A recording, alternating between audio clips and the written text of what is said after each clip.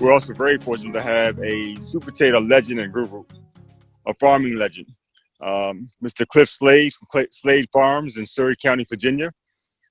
Mr. Slade has been a farmer most of his life, not all of his life, and he's been constantly changing and innovating in terms of agriculture.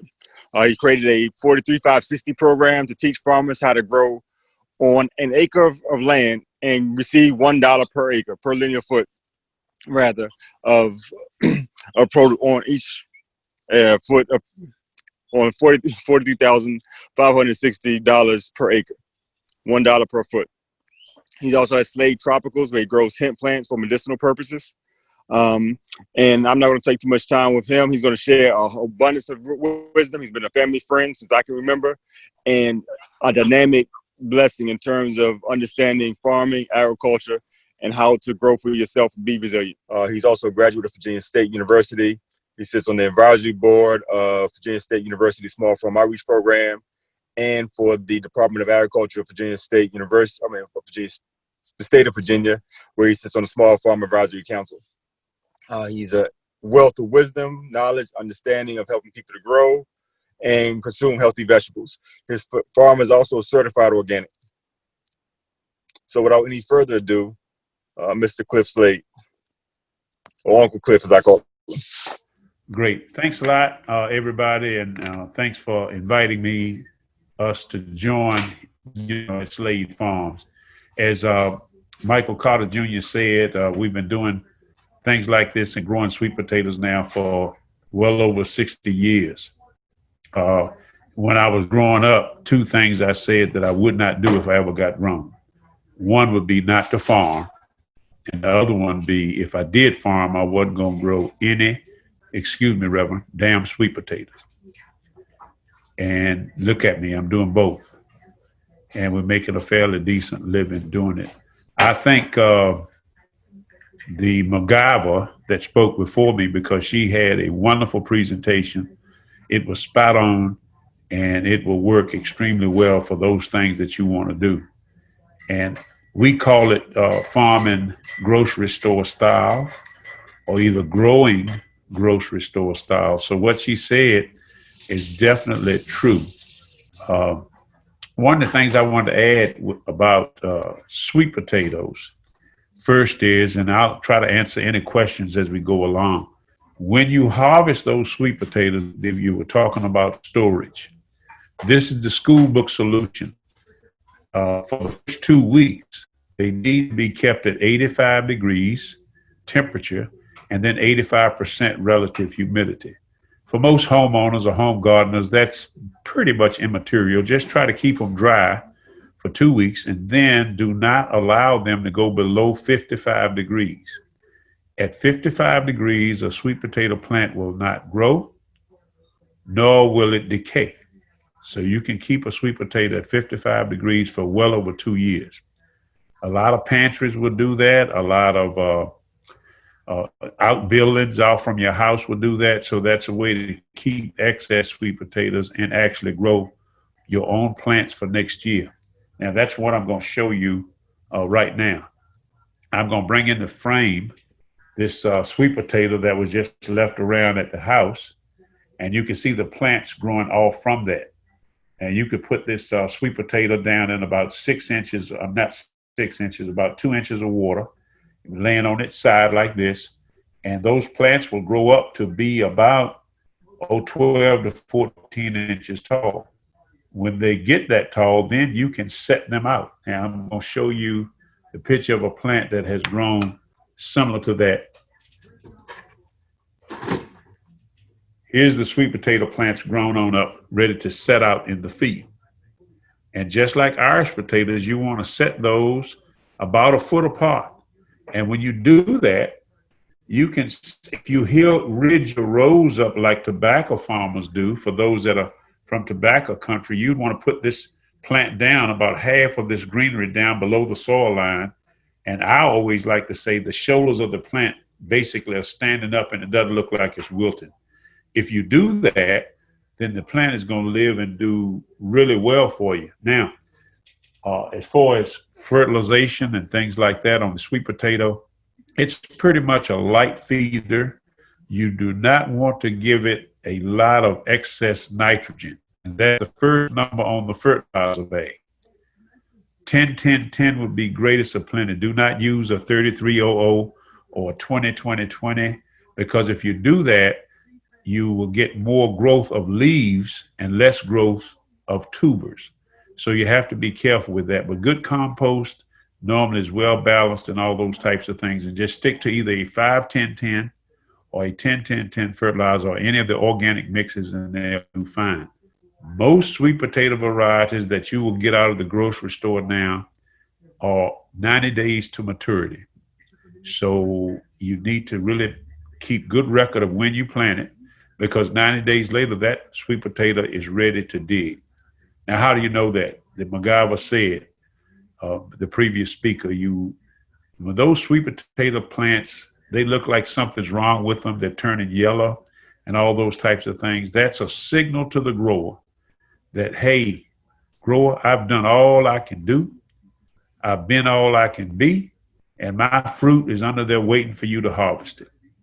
Now, if you don't harvest within 90 days, usually what happens is you start growing, those sweet potatoes will just enlarge and get the size of footballs, or they'll take up the whole space of the container. So if you want to win the biggest sweet potato contest, leave them out there for an extra 10 to 15 days, and you'll have some that'll be well over the size of a football, especially if you do it out in the edge of your garden and not in a container or something like that. I like sweet potatoes mainly because they're so good for you, but there's only one insect that really will cause you problem, and that's below ground, and that's a wild worm. So if you're going to plant in, let's say, a sod from soil that was in your lawn, you may have wildworm injury if you don't use organic mix, or it's the name of the product I'd like for you to get is called diatomaceous earth. But if you're growing in a garden, an open field, you're fine. But here's the other thing that I always want you to try to take advantage of if you can. Do not grow two root crops behind each other. And if you're growing in containers, that's not a big deal because you empty it out and you get new soil and you roll on. But that's basically how that works now. Normally, you remember that 55 degree, that's important. We do not need to set sweet potato plants out in Virginia or Maryland until the soil temperature is 55 degrees at a 2-inch depth. And this morning, checking around here, we're not quite at 55 yet. We're hoping to begin our transplanting on Monday, Memorial Day. You can set out now, but this setting out a sweet potato plant now, especially like in Northern Virginia or Maryland, is the same thing as putting a little baby, a newborn baby, to bed without a blanket. That plant is only going to sit there, shiver, and tell you I'm cold, and he's going to let the weeds overtake him, and then all of a sudden you will lose yield because of that. It's much better to wait for about another week to 10 days and let that soil temperature warm up. They sell soil thermometers at Tractor Supply, Agri Supply, places like that. And it would be a great investment for at least some of the churches to have, or some of the community gardeners to just check that out. And then once you get 60 degrees, you're good to go with like garden peas and other things. Before I switch, are there any questions about sweet potatoes before I go to Irish potatoes?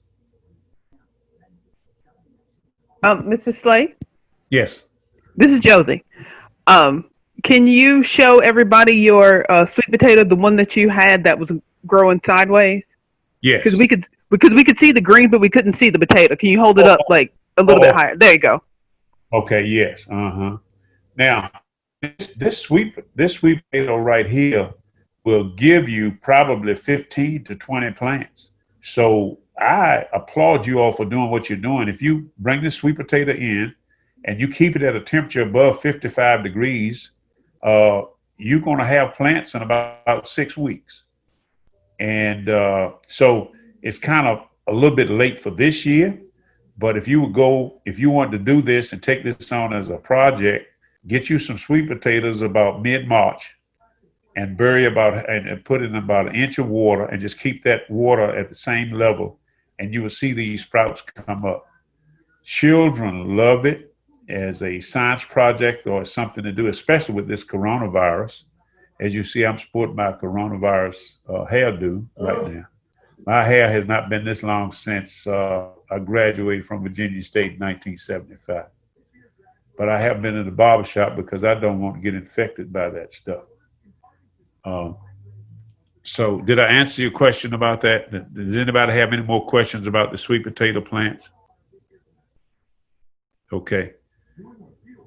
And one of the things that I want you to see also on the actual plant itself, the root, if you notice, we don't like to pull much root from the plant, because if there was a disease in that potato, well, I want them to see the root. Okay. My wife is coaching me. If there's a disease in the potato, if you cut the potato off about an inch above the parent plant, you will leave the disease with the potato, and then you won't take disease to your garden or into your container. And one other thing I want to show you, a sweet potato plant is probably one of the easiest things to grow that I've ever seen in my life. You see where I'm holding this plant? You could actually take this plant and cut it in half and turn one end upside down. We don't want to do that, but if you turned it upside down, that plant would still send roots out and come out the other way, just like our previous speaker said about the Irish potatoes. You want to plant with the stem side up like this. But if you did it the other way, it would still live. So it's a very resilient plant, highly nutritious, and it's what I call a slow a crop that doesn't, I'm trying to look for the word, it's not perishable. It's not as perishable as, say, greens or sweet corn or something like that. So for me, growing sweet potatoes and trying to ship them to Maryland, I can do that, store them in a house. And anytime someone in Maryland wants sweet potatoes in December, January, if I kept them at a minimum temperature of 55 degrees, I can ship all over the United States. So that's what I like about both sweet potatoes and Irish potatoes. I'm not sure when we switch to the Irish potatoes how well they keep under these same conditions, because I've mostly concentrated on sweet potato production here in the last 10 to 15 years in the different varieties that we have. If you're interested in the varieties that we grow here at Slade Farms, just to give you an idea, you can visit our website at sladefarms.com, and it just shows you what we do here. We grow all old heirloom sweet potatoes that were back in the day, not the new stuff. If you go to the grocery store, I can assure you, you won't be getting one of my sweet potatoes, because most of those are going to home gardeners that like the old stuff. Any more questions about sweet potatoes? There is one question, well, two questions. So Tracy Terry said that she put her sweet potatoes in water and roots form, but no green slips. So what should we do if that was to happen? That happens sometimes, and it's because the farmers that deliver to grocery stores, sometimes they put a chemical on the potato to keep it from sprouting in the store. And that is the residual left from that chemical. And it happens. A lot of times, if you're going to do this for a project, you'd almost want to check around and see if you see some of them that have begun to send sprouts up right on the shelf in the grocery store, then they'll be good. Some farmers do it and some don't. But if you get that, you've got one that's been treated with a chemical.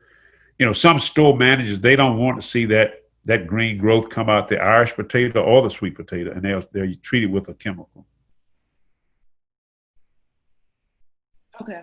And the last question is there a plant that can be grown near the potatoes to prohibit the wireworm from getting near the plants, the roots? Yes. What we told, and I think it works. I really can't prove it for sure, but it has worked at Virginia State when I was working there, and that was marigolds. You want to put a marigold flower about every 25 feet if you were growing a lot. If you're growing 4 containers, if you had one marigold plant in the center of those 4 containers in a different container, I'm told that it exudes a chemical smell that the wireworms don't like. But if you put the marigold plant in the same container with the potato, then it really works well. And just a plain old common marigold that you can get from any, a weed feed store or nursery center. The cheapest one you can get like 3 or 4 for $2.99, something like that. They'll do a real good job. Now, what we're doing here at Slade Farms with that is, well, that's with the Irish potatoes. We're growing onions. And when we harvest the spring onions, we put the soil, we're growing the onions in containers, and then we put the soil that's left from harvesting the spring onions around our Irish potatoes, and that's keeping down the Colorado potato beetle. But let's finish with sweet potatoes first. Is there any other questions on sweet potatoes? Uncle Cliff, can you give a determination or a explanation of the difference between yams and sweet potatoes? Because we hear that with sweet potato yams, we get candy yams. Can you explain the difference? Those terms are just used interchangeably a lot. But we don't grow yams in the United States. We grow sweet potatoes. Yams are grown in the islands south of us, and most of those are gonna get the size of footballs and volleyballs or better because it's a staple for that hot, humid region. We've tried to grow those yams here, but they never get the size that they get, down in the islands. So this sweet potato is definitely, a root tuber that it's bred for the smaller amounts, and it works extremely good. But we use the word yam all the time, and but it's not. It's actually a sweet potato. But, we cook things and look for recipes. It says candy yams, but it's our sweet potato.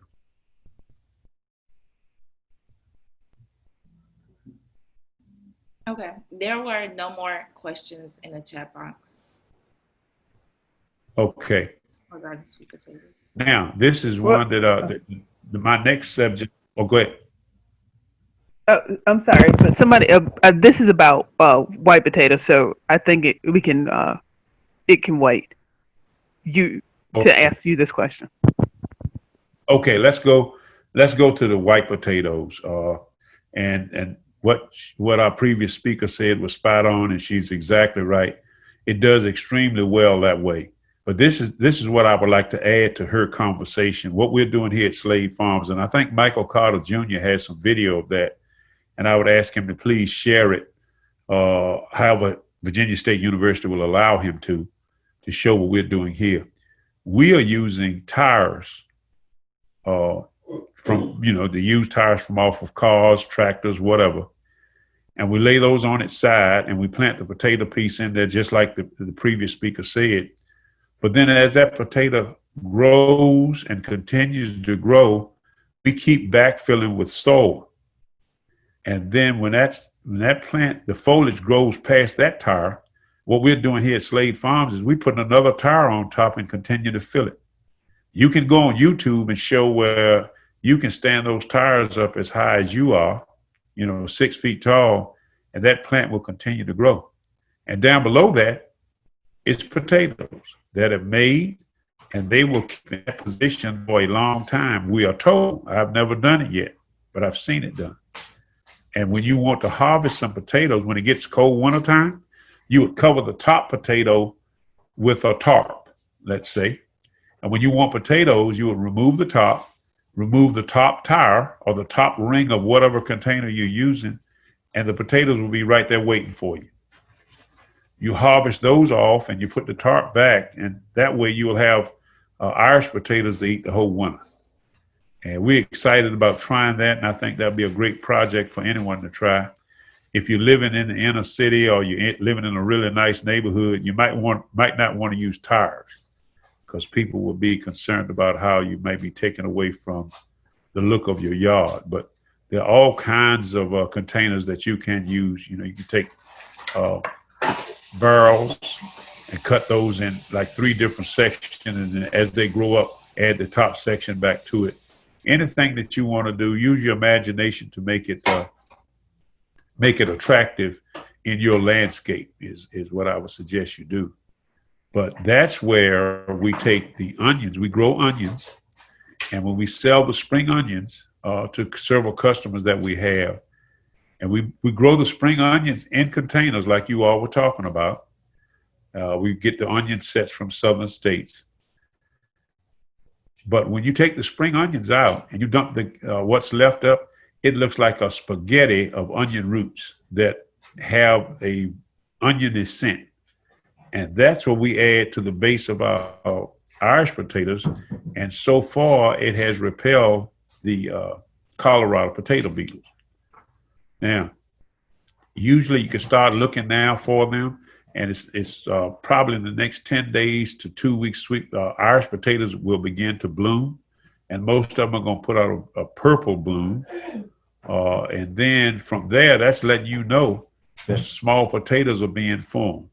Now, if you want to, we call rob some or get some, or a sneak peek or a sneak preview of what you're going to be able to eat later on, you can dig around the side of that plant and probably get 5 or 6 potatoes the diameter of a 50-cent piece that you could take in and boil and use any kind of way you want to, whether you want to fry them or make mashed potatoes and things like that.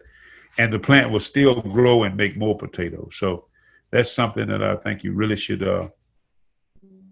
take advantage of. Children love it.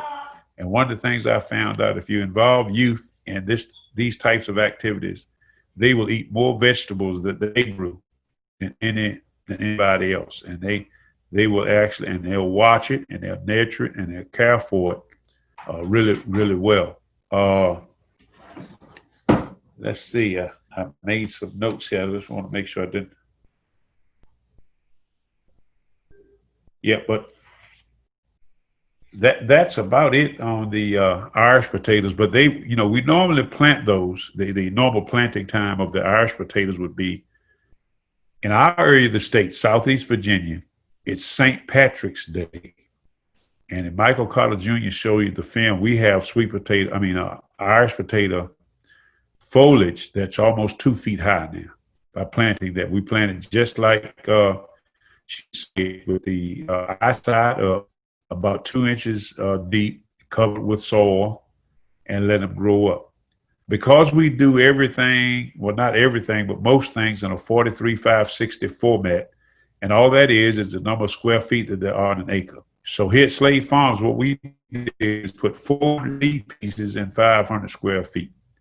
What I'm hoping to prove and show is, and I think we will, that in that bed, we will get at least 400 to 500 pounds of potatoes from that bed. Well, if I can sell those potatoes for $1 a pound or $1.25 a pound in the case of 400, I would achieve my $1 per square foot.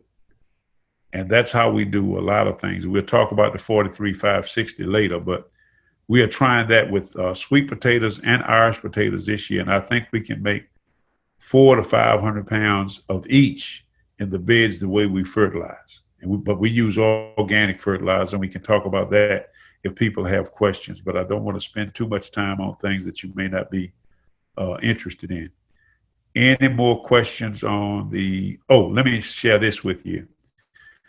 My good friend Roland Turrell suggested I get some fingerling potatoes. These are Irish potatoes that they're about the size of your 2 fingers, just like this. They're not going to get real big, but they sell for about $5 a pound, and they yield really well. So as a farmer, that would make 5 times the amount of money I'm going to make on regular Irish potatoes. So we've got a bed of those out there in our 43/560 garden as well.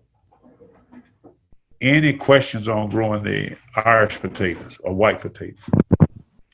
Mr. Slade? Yes. So we have a question about what is a new potato? Just a new potato is fresh dug, and it tastes so good. It's like a flavor like you'll never have before. It's like it almost, when you fry it or cook it, however you do it, it almost has an earthy smell, when you're cooking it, because it's fresh out of the soil. But once once it sets for 2 weeks to be cured, Irish potatoes will put a green film out if you have them left in the sun. I do know if you cure the Irish potatoes, they should be in the dark. When we were growing up and growing on the farm, we would harvest our Irish potatoes and we would take them in the woods into a pine thicket, rake the pine straw back, lay the Irish potatoes down, sprinkle with lime, and put the brown pine tags back on top of the potatoes. And whenever we wanted some, we would go out there and rake the pine tags back and bring the potatoes to the house. Okay. Yeah, I actually, my father told me kind of the same story, that they did the same thing. They had a potato bank, and that's what they also did the same thing with sweet potatoes. I don't know about the lime, but he said that, and you would go out in the winter and you would see steam coming from it, just from them sitting out there. That's correct. Yes. Okay. Next question: how many potatoes will be harvested from one white potato plant? Oh, wow. That could easily be 1 pound. Anywhere from 1 to 3 pounds. It depends on your fertilization program and the soil mix that you used. See, I put 400 seed pieces in 500 square feet, and my goal is to harvest at least 1.25 pounds of potatoes from on each plant, so I can make 500 pounds of potatoes in 500 square feet. But I think the yield could go 2 to 3 times that if you don't get the Colorado potato beetle. Now, I didn't talk about that they do have a organic product called spinosad that they sell at Tractor Supply, Agri Supply, any of your hardware stores. Excuse me, my phone rang me. Yeah. So, matter of fact, that was one of my workers out there. We're harvesting sweet potato plants right now. We're gonna move about 15,000 plants here in about 2 hours. But let me see. That kind of made me lose my train of thought. Yeah. Oh, I think you were talking about the fertilizer and the beetles. Right. Yeah. Spinosad, yeah. And if you can get that from southern states, Tractor Supply, any of your feed seed stores, they're going to have it. And it is organic, okay? And you mix that, most of the time you mix it in a spray bottle, and the solution would be about 2 tablespoons per gallon of water. And with mine, I always put a little bit, about a half a teaspoon of dish detergent, clear dish detergent like Joy in the mix.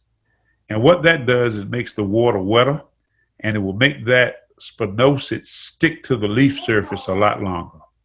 So that's kind of like, how that works. Now, another homemade remedy I'm told works good if you get the Colorado potato beetles would be cayenne pepper in water.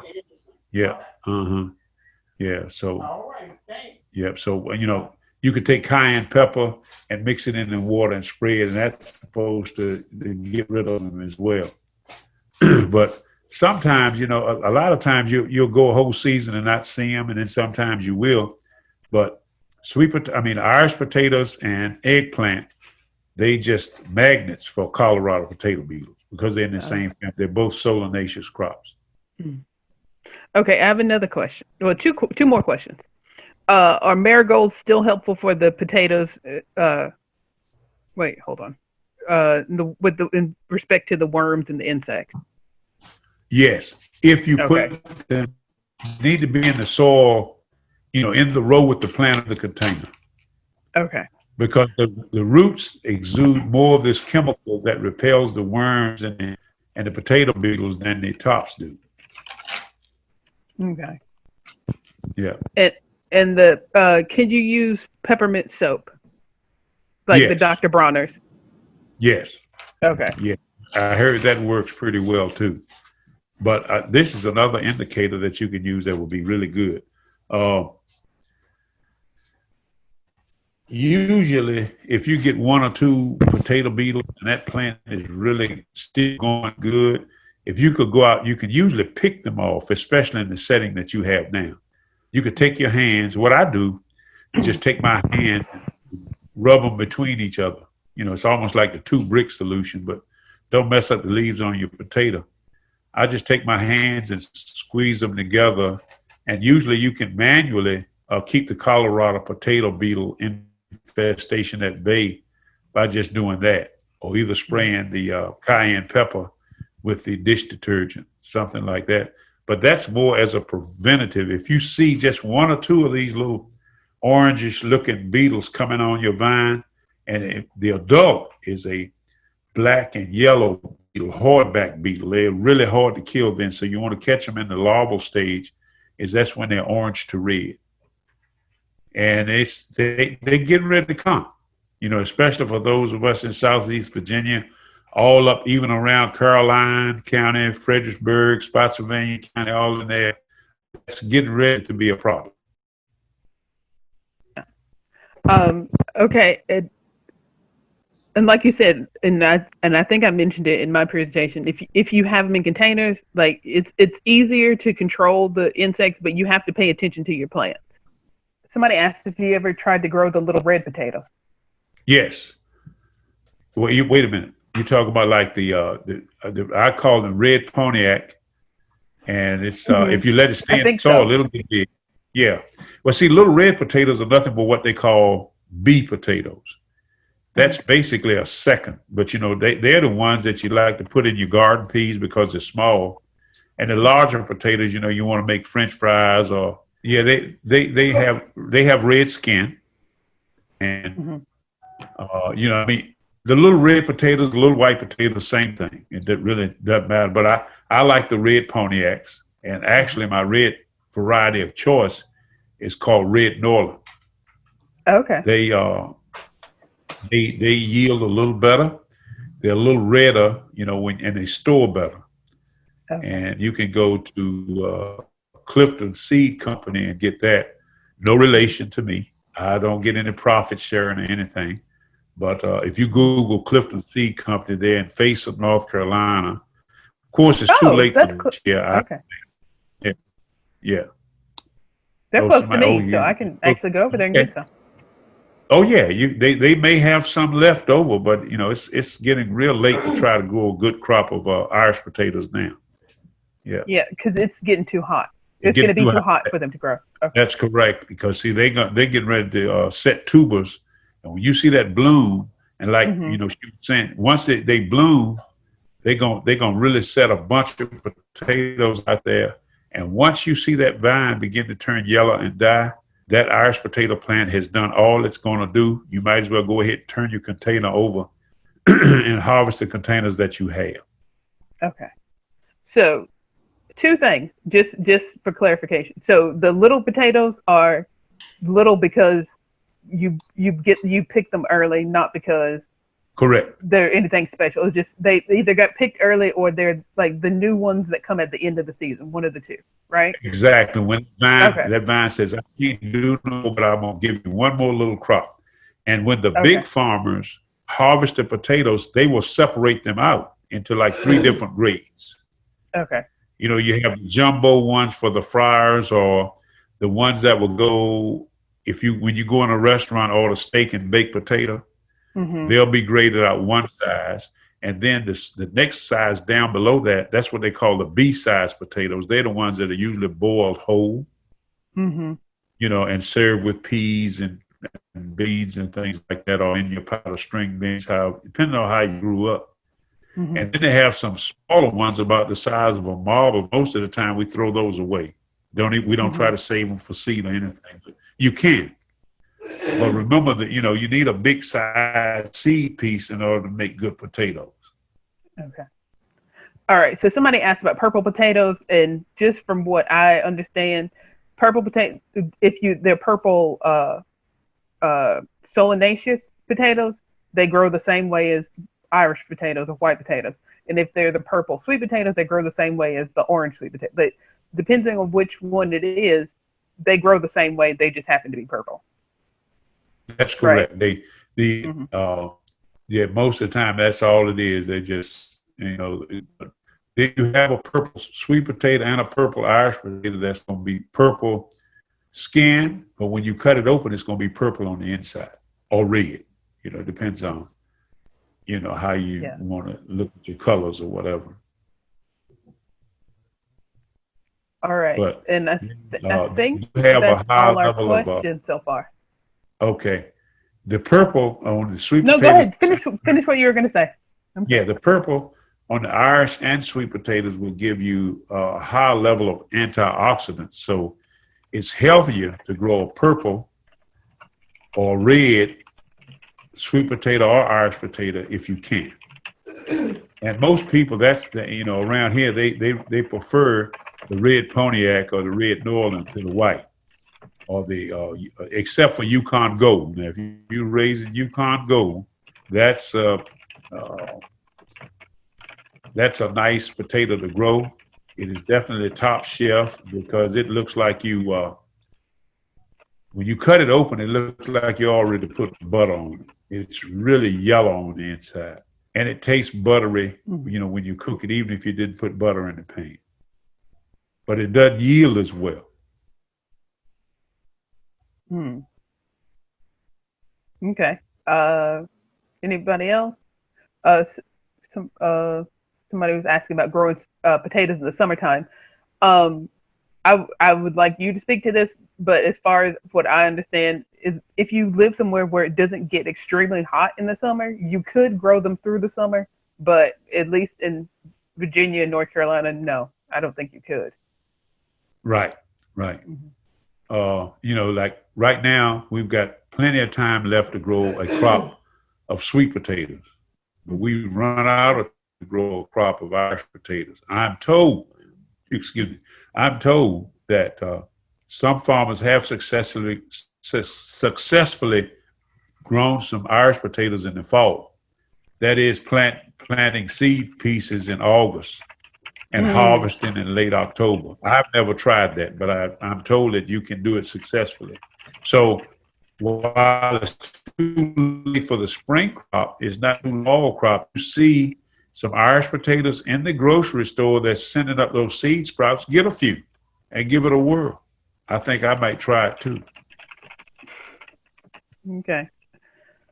All right. And if whoever is curious if you can grow them in where you live, look up your hardiness zone and do a quick Google search, and or actually call your local cooperative extension. They'll tell you right away. Yeah. They know if you can grow them in the summer or not. And I know, like in Idaho, like up there, I think you can definitely do it in the summer. I think you might still have time in Maryland, maybe even Virginia, not Southeast Virginia. We done, because we get a little warm. We're right on the North Carolina border, so our temperature is usually 3 to 5 degrees warmer than you all. Well, I shouldn't say you all because it depends on where you are, but 3 to 5 degrees warmer than Northern Virginia and Maryland every day. I'm in Eastern North Carolina, so my temperatures are similar to yours. But there are people from all over. Yeah. So check with your cooperative extension and see what they say. Right. Okay. Somebody's in New York. Oh yeah, New York. You can. Yeah, I think you'll be fine. Oh yeah. If you want to grow potatoes. Yeah, you'll be fine. Yes. All right. Okay, so Michael Carter, do you want to take over? Wait a minute. I have a few more comments about. Oh, go ahead. Oh, please do. I'm sorry. Just a few more. You're talking about growing a garden from the grocery store. We've tried that a lot here at Slade Farms, and it works, folks. One of the things that I know you can do successfully, if you had garden space, you could buy a pound of black-eyed peas dried black-eyed peas from the grocery store and plant them. They come up fine. And you could harvest those. You don't have to go to the feed store to get them. Navy beans, Great Northern beans. We have a place here that sells a lot of organic seeds at the grocery store. Pinto beans, all kinds of things. Anytime, even some of the herbs. Every time I've ever bought anything from that store and carried it home and planted it, it grew fine. And the price is 10 cents on the dollar cheaper than anything that's going to be in the vegetable catalog. So walk around the grocery store and look at that dried seed aisle and look at some of those beans. And you can, if you have a small garden, one person could buy 1 pound and maybe enough for 10 families to try. But it is great. Black-eyed peas do wonderful like that. And we do it all the time. So that was one of the main things I wanted to share with you. That and any of the herbs you see, seed, coriander, basil, all kinds of things like that. You can take those seed home and grow them out. They'll do fine.